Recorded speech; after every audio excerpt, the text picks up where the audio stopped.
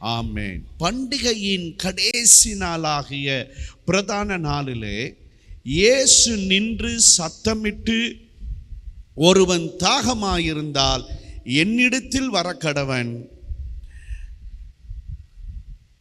என்னிடத்தில் வந்து பானம் பண்ண கடவன், வேத வாக்கியம் சொல்லுகிறபடி என்னிடத்தில் விசுவாசமாய் இருக்கிறவன் எவனோ அவன் உள்ளத்திலிருந்து ஜீவ தண்ணீர் உள்ள நதிகள் ஓடும் என்றார். ஒரு அல்லேலூயா சொல்லிடுங்க. ஹல்லேலூயா. நான் இந்த வேத வசனத்தை ஒரு 4 கேள்வியின் அடிப்படையில் இந்த நாளில் நான் தியானிக்க விரும்புகிறேன். பண்டிகையின் கடைசி நாள் அப்படின்னா எந்த பண்டிகையினுடைய கடைசி நாள்? அண்ட் 2வது கேள்வி, இந்த பண்டிகை நாளிலே ஆண்டவர் இயேசு கிறிஸ்து ஏன் தண்ணீரை குறித்து பேசினார்? அண்ட் 3வது கேள்வி, இந்த வசனத்தில் புதைந்திருக்கிற சத்தியம் என்ன? இந்த வசனத்துடைய விளக்கம் என்ன? அண்ட் 4வது கேள்வி, வேத வாக்கியம் சொல்லுகிறபடி என்று ஆண்டவர் இயேசு கிறிஸ்து சொல்லுகிறார் அல்லவா? அப்படி என்றால் அது எந்த வேத வாக்கியம்? அந்த வேத வாக்கியம் என்ன சொல்லுகிறது என்கிற இந்த 4 கேள்வியின் அடிப்படையில் நம்முடைய குறிப்பிட்ட நேரத்தில் இந்த வேத வசனத்தை நாம் தியானிக்கலாம் அப்படின்னு நான் நம்புகிறேன். ஓகே, பண்டிகையின் கடைசி நாள். பண்டிகை அப்படின்னால குடும்பம். குடும்பம் இல்லை என்றால் பண்டிகை இல்லை, பண்டிகை இல்லை என்றால் குடும்பம் இல்லை. பண்டிகை மிக முக்கியமானதாக இருக்கிறது.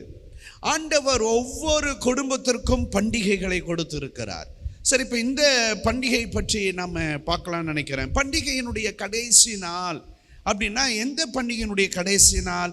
7வது அதிகாரத்துடைய 2வது வசனத்தை நம்ம பார்த்தோம் அப்படின்னா நமக்கு அதற்கான பதில் இருக்கிறத நம்ம பார்க்கலாம். எந்த பண்டிகை அப்படின்னு சொல்லி, யூதருடைய பண்டிகை, கூடார பண்டிகை சமீபமாக இருந்தது. அப்ப அப்படின்னா இது எந்த பண்டிகையினுடைய கடைசி நாள் அப்படின்னு நம்ம பார்த்தோம் அப்படின்னா யூதர்களுடைய கூடார பண்டிகையினுடைய கடைசி நாளாக இருக்கிறது.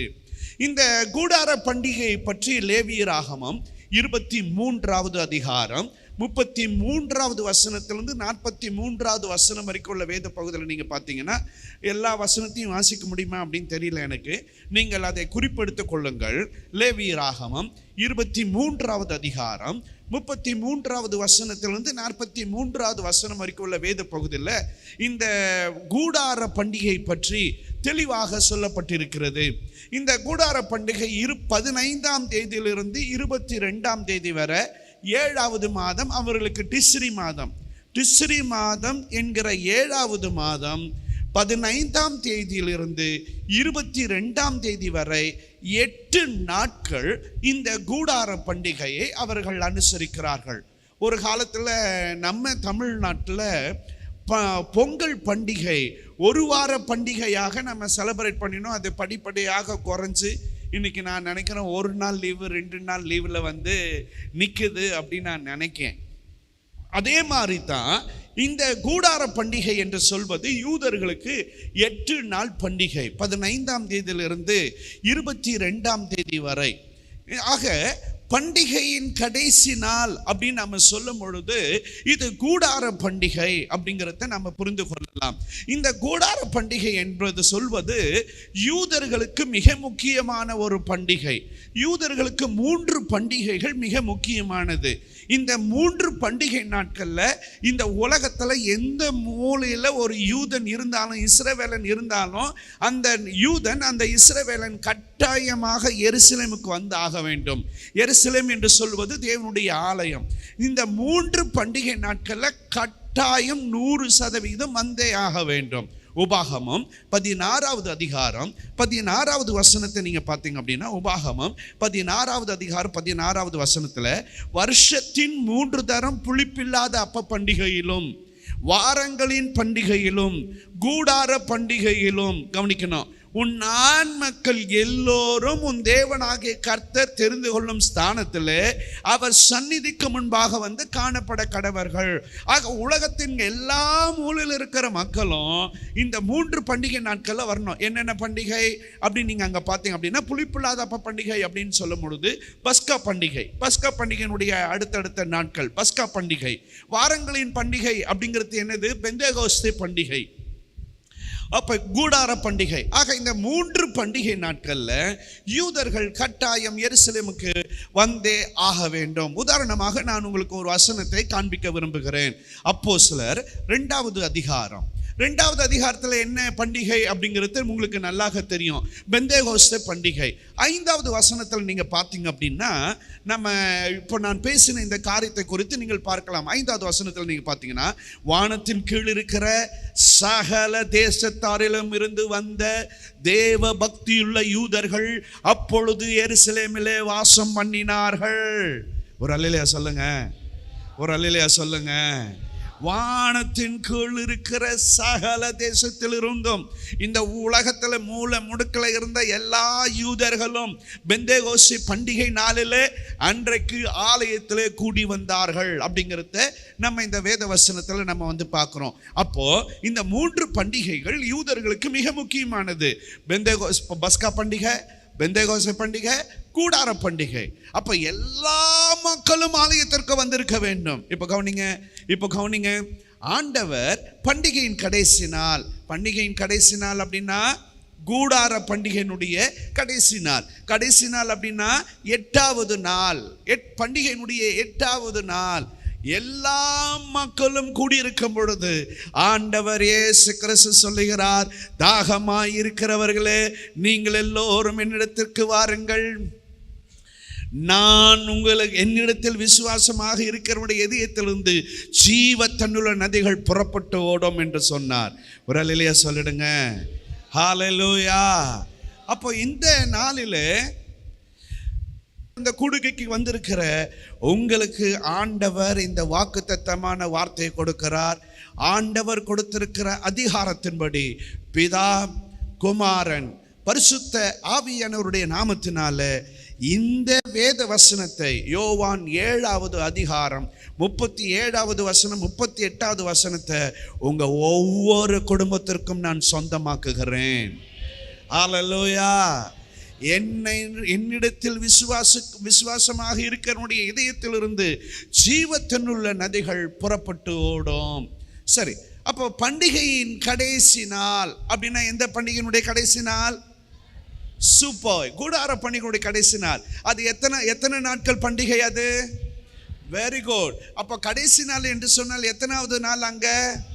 நான் நினைக்கிறேன் கடைசி நாள் வந்து மிக மிக முக்கியமான நாள் அப்படின்னு நான் நினைக்கிறேன். ஆமென். அப்போ கடைசி நாள், கடைசி மணி நேரங்களில் ஆண்டவர் ஒரு செய்தி சொல்றாரு, என்னை விசுவாசிக்கிறவனுடைய இதயத்திலிருந்து ஜீவத்தன்னுள்ள நதிகள் புறப்பட்டு ஓடும். ஹல்லேலூயா. உங்க குடும்பத்திலிருந்து நீங்கள் இயேசுவை விசுவாசித்தால் உங்க தனிப்பட்ட வாழ்க்கையிலையும் உங்க குடும்ப வாழ்க்கையிலையும் ஜீவத்தன்னுள்ள நதிகள் புறப்பட்டு ஓடும். ஆமென். அடுத்தது 2வதாக, ஏன் இந்த இடத்துல தண்ணீரை குறித்து ஏன் ஆண்டவர் பேசுகிறார்? தாகமா இருந்தா என்கிட்ட வா, நான் உனக்கு ஜீவ தண்ணீர் தாரேன், என்னை விசுவாசித்தான் உன் இதயத்திலிருந்து ஜீவ தண்ணீர் புறப்பட்டு ஓடும் அப்படின்னு தண்ணீரை குறித்து பர்டிகுலராக முக்கியமாக ஏன் இந்த இடத்துல ஆண்டவர் இயேசு கிறிஸ்து தண்ணீரை பற்றி பேசினார்? 2வது கேள்வியாக நான் ஒரு 3 காரியத்தை உங்களுக்கு முன்பாக வைக்க விரும்புகிறேன். நம்பர் 1, அதாவது இந்த 2வது கேள்வியில் நம்பர் 1, பருவ காலம். யூதர்களுடைய பருவ காலம் ஏப்ரல் மே மாசத்துல பின்மாறி மழை, ஆகஸ்ட் செப்டம்பர் மாதத்தில் முன்மாறி மழை, அதாவது செப்டம்பர் 15ஆம் தேதிக்கு முன்பாகவே. அப்படின்னா நல்ல பருவ காலம் இதோடு முடிவடைகிறது.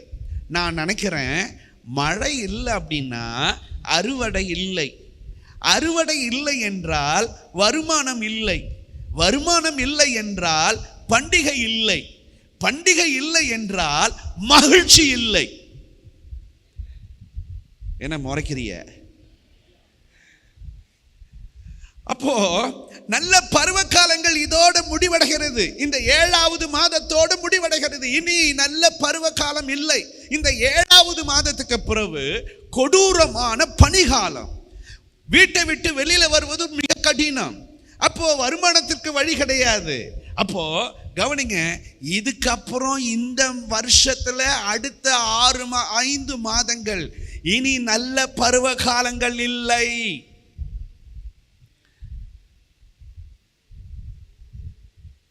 இதுக்கப்புறம் இனி நல்ல பருவ காலங்கள் இந்த வருஷத்துல இல்லை.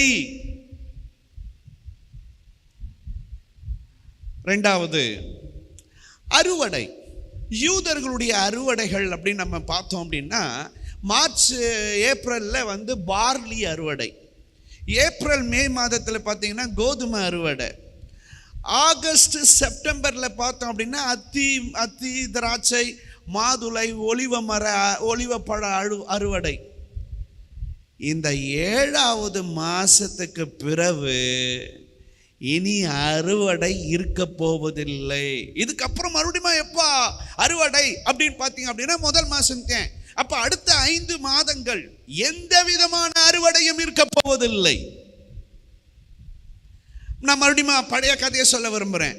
அறுவடை இல்லை அப்படின்னா வருமானம் இல்லை, வருமானம் இல்லை அப்படின்னா பண்டிகை இல்லை, பண்டிகை இல்லை அப்படின்னா மகிழ்ச்சி இல்லை.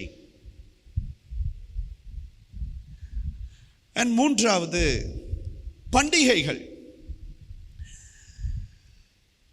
யூதருடைய முதல் மாதம் பஸ்கா பண்டிகை, புளிப்பில்லாத அப்ப பண்டிகை, முதற் பலன் பண்டிகை. இந்த 3 பண்டிகை முதல் மாதம். பஸ்கா பண்டிகை, புளிப்பில்லாத அப்ப பண்டிகை அண்ட் முதற் பலன் பண்டிகை முடிஞ்சிடுச்சு. அண்ட் 3வது மாதம் பெந்தேகோஸ்தே பண்டிகை, யூதர்களுக்கு 3வது மாதம். டிஸ்ரி மாதம் 22ஆம் தேதிக்கு பிறகு பண்டிகை கிடையாது. இந்த டிஸ்ரி மாதம் 22ஆம் தேதிக்குள்ளார அவங்களுக்கு 3 பண்டிகை: எக்கால பண்டிகை, பாவ நிவர்த்தி நாள் பண்டிகை அண்ட் கூடார பண்டிகை. கூடார பண்டிகை தான் கடைசி பண்டிகை. இதுக்கப்புறம் அந்த வருஷத்துல அடுத்த 5 மாதத்துக்கு எந்த பண்டிகையும் கிடையாது. இதான் கடைசி பண்டிகை, கூடார பண்டிகை. கூடார பண்டிகையினுடைய கடைசி நாள், கடைசி மணி நேரம் இயேசு கிறிஸ்து அங்கே நின்று சொல்றாரு, தாகமா இருக்கிறியா, என்கிட்ட வா, நான் உனக்கு ஜீவ தண்ணீர் தரேன். என்னை விசுவாசித்தால் உன்னுடைய இதயத்திலிருந்து ஜீவ தண்ணீர் நதிகள் புறப்பட்டு ஓடும். ஒரு அல்லேலூயா சொல்லிடுங்க. ஹலோ கவனிங்க. அப்படின்னா எல்லா பருவ காலங்களும் முடிந்து விட்டது. நல்ல பருவ காலங்கள், எல்லா அறுவடையும் முடிந்து விட்டது. எல்லா பண்டிகையும் முடிந்து விட்டது. What next? அடுத்த 5 மாதம் அடுத்தது என்ன? பதில் இல்லை. அடுத்தது என்ன நடக்க போகிறது? பதில் இல்லை. அடுத்தது வாழ்க்கை எப்படி இருக்க போகிறது?